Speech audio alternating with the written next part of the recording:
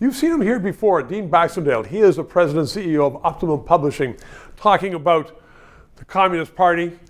And he is well-traveled. He's not just a publisher. He's a smart guy. He goes to Washington often. And here's a book that's going to be coming up in a few weeks for publication.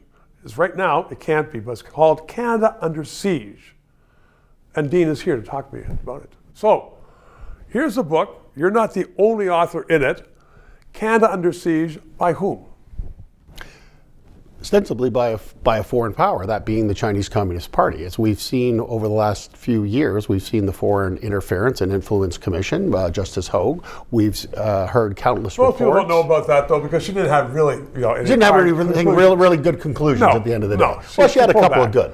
But we know that the Chinese Communist Party has had great interest in Canada's resources, Canada's intelligence, stealing our intellectual property. That's They've been doing part that of it. for generations. And what's also important is, what are they monitoring in the future? What are they looking for? Now, we have two lead investigators, the former head of Asia Pacific from the Canadian Security Intelligence Service, Michelle Juno Katsuya, and also our second lead investigator, Gary Clement, the former head of the Proceeds of Crime for the RCMP. So you have two veterans, and then me as a publisher, I sort of rounded out the team in terms of the investigation and looking at the bigger picture of Chinese Communist Party infiltration operations to take over Taiwan, but also their other aspect of global hegemony and taking over regions inside Canada.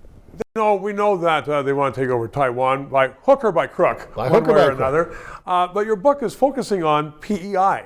There is, tell us about the situation with PEI, because I've seen and heard of people in PEI talking about literally bucket loads of clean new cash coming in. All these religious monks, boy, they're rich.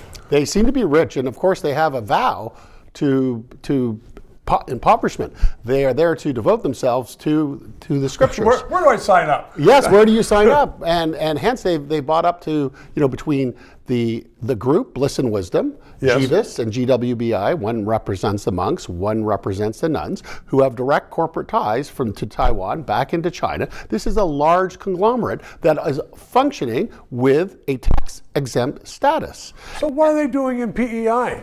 They're creating an opportunity to gain influence on the island, buy up a lot of real estate, look at resource allocation for the Chinese Communist Party in the long run. And are there similar operations, such as the one in PEI, where they're buying up a lot of land and infiltrating in other provinces across Canada? So there are various religious groups, Buddhist monastic groups that are in various provinces in the country and are certainly doing some of that, but not to the extent that we see on Prince Edward Island. We've seen this globally. It's also happened in Australia, and that was a bit of a warning for us, as well as the Solomon Islands. Well, that is a warning, and here it is, Canada Under Siege. Dean, thank you very much. 3 minutes.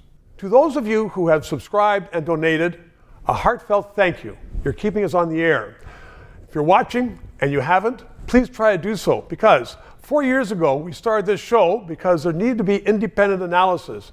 Now more than ever, with the Online Harms Act, once that gets into law, it's been passed once by the House, there are going to be hundreds of bureaucrats censoring the news in Canada, censoring this show.